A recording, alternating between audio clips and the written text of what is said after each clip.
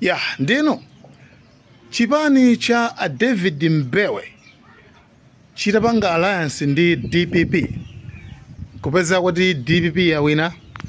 David Mbewe, Prophet David Mbewe adapatsidwa ndithu ngati board chair wa Lilongwe Water Board. So lero anaona kuti zinthu zisamangonongekayi, nanenso ndiyendere. Yes, ndilinso ndi mphamvu, ndi adapita ku water board kumene ndithu anadzidzimutsa anthu pamene amapeza zinthu zingapo kuti yayi anthutu kumabwera nthawi yotayika komano polembetsa kumalembetsa ngati kuti yabwera nthawi yabwinobwino. Anayenderayendera kuyankhula ndi anthu azimayi iyo amene zonse zimene zili mkatimu zimene ndithu zachitika leloli ku Lilongwe. So guys, thank you so much. Awa ndi Prophet David Mbewe amene ali board chair wa Lilongwe Water Board. Pamene kulongosola mu pochokamo kulongosola amene mukuti kodi mmene zikulakwika pasi nde iya izambiri zilipo kufa kunaliso kushinaso maofesi ngos kuti guys, thank you so much Malawi and cameras. Sanabwera master fund somebody time give ineni nabwera kana 17 minutes past 7. Mustafana Bwera to 8. Because I never remember half 7. I was recording and check them how Mpagana even the secretary here. I want to report 5 minutes to 8. Mustafa Bwera is so much. Even the booklet, it's like 7:32, even like 7:32. But the other services are supposed to be provided at 7:30. Not to 8. You see? So I don't know really how we're going to do this. Okay. Yeah, let me apologize for all that. It's true that we are supposed to start at 7:30. If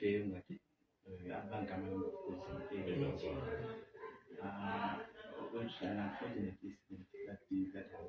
Normally, to use a biometric system. Another biometric system has not been operation. So I wouldn't defend the obvious some lapses in terms of decoding. That is not something someone can even defend. I would like to assure you the culture here, people need to work. Apart from, of course, sometimes they come late. Even our work time is not like everyone else. Because we know we are supposed to go for that first we go beyond that. You find people not know even 2 a.m. and so forth.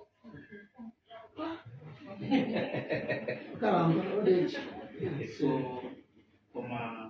in terms of timing that I'm getting reported, it is really critical. So I can't. No, number one, I have to appreciate. The place looks smart outside there. The over resident of Kulina, Mount Abu is so beautiful. And the money and this place is beautiful. And I think the manager, somehow, the only challenge in town, they are failing to keep time. Even if another called Mauritania, put the game in Woods back home, we will see who doesn't have and this is 14 minutes past 7. Past 8. Past 8, 14 minutes past 8. And I'm wearing an office now. Then we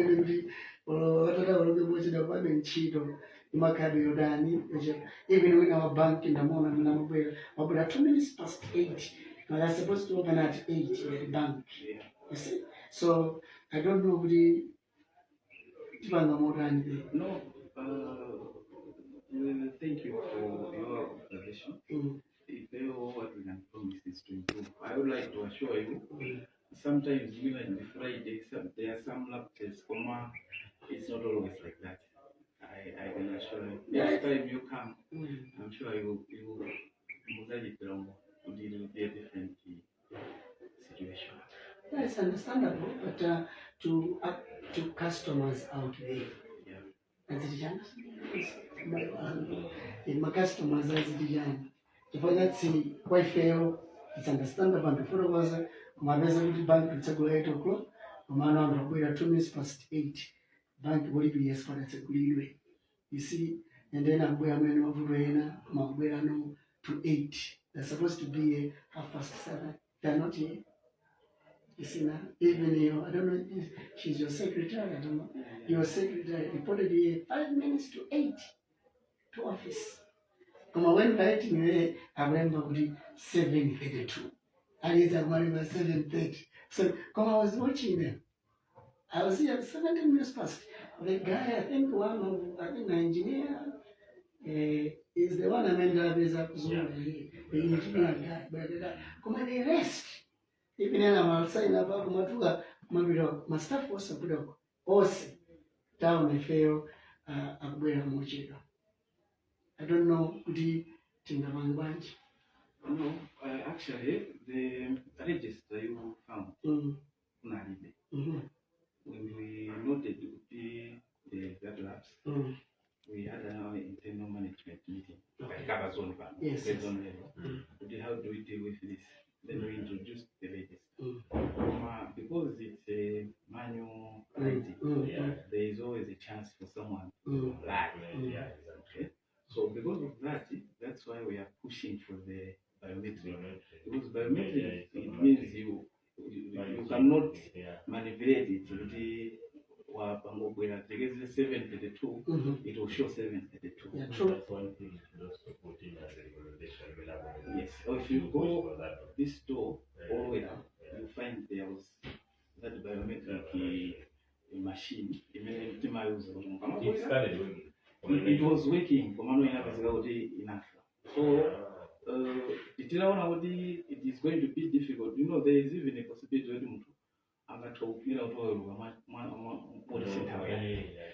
with the biometric, you keep that. So, as a makeshift measure, we said, okay, let's introduce a register again. Because of that, there is that possibility to bring information.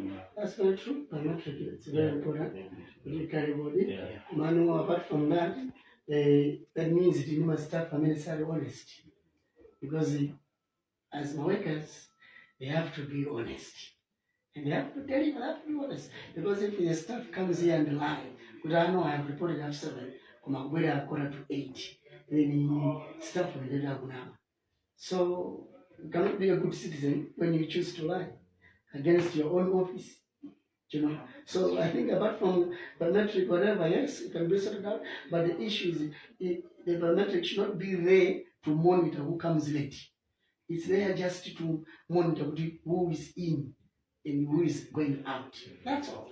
But in terms of time and everything, you know, and they have to monitor themselves and know the time that they're supposed to report on duty. You know, it's alias responsibility now. That you know, that you know.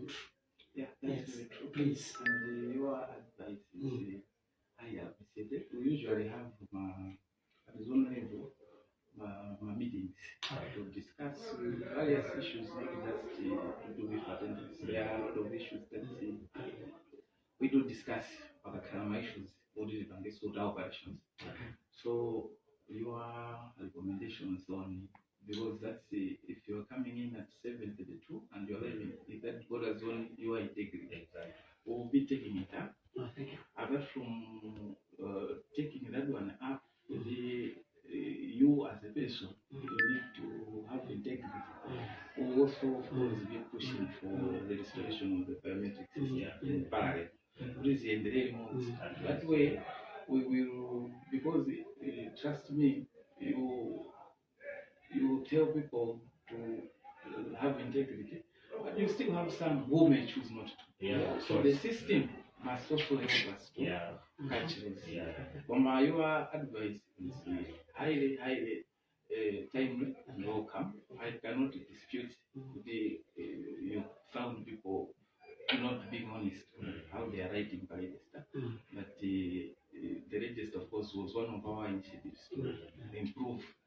ensure that not just the report time, but also the because it's manually written, you cannot always know what to do.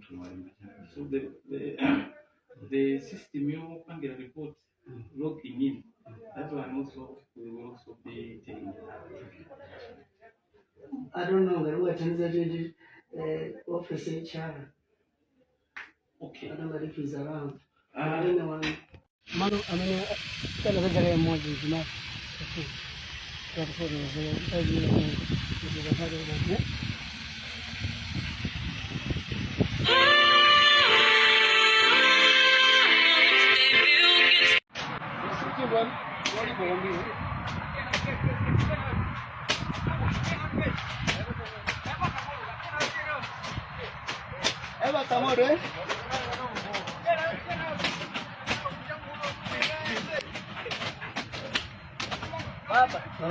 good.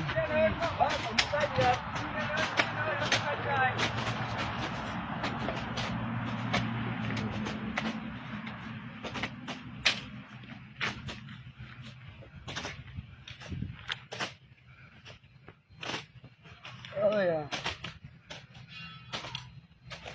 Makapin ano yung bakong niya?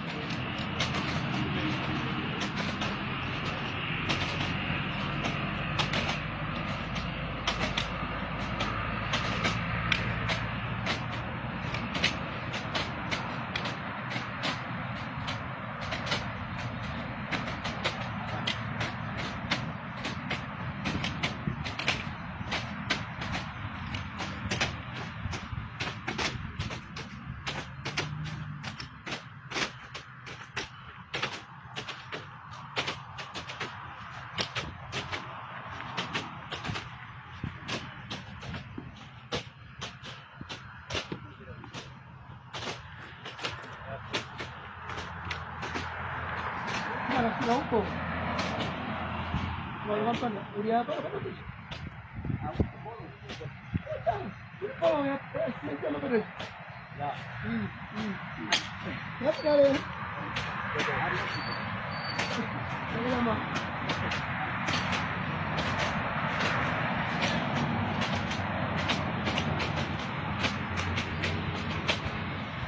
Okay. Itu apa? Dapat nggak? Oh, mudu. Bukan. Zira.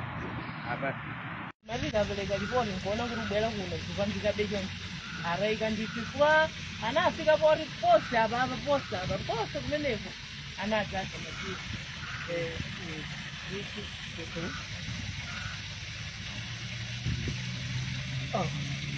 Ndiye chimwana chimunasiya hapo ndikunyadzisiya hapo.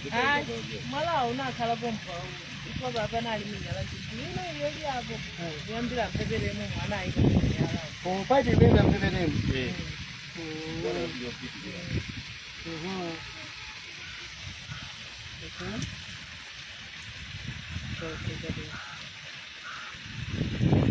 Kaja paiti majujuga kumasama bwera kukonza kapena mabwera kupamango masuku ikwantha imene takapeleka ripoti ulendo yamba tinadzapeza kuti akhangarasi yako pang'ono kuona kuti ampasi tu eya besirudziwa kuti kana adzabwera koma akadabwera chifukwa akadakhala kuti izi zonsezi zathakoza muno bwino anambotuka chaka chatha kapena kuti yatha chaka chatha amangotuka chonchi Mungkin kuna wewe sama kafika kumtengo kumeneko kabana sawa hapo ya muntu kabe No. Pressure ndio out of push.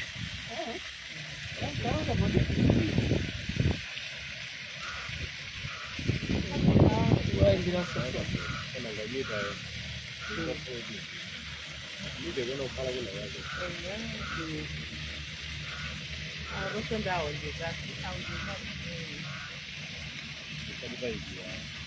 Abanga zonke. Koso kwama dade koso. Makafika uje. Olokuti zale chimangaya apa pari nakurika kwambiri. Panajira madzi kwambiri. Panadzodza madzi Madzi kwambiri. kwambiri.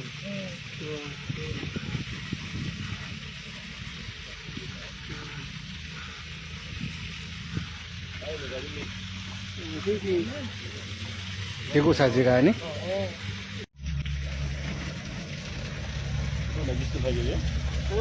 Yeah, no,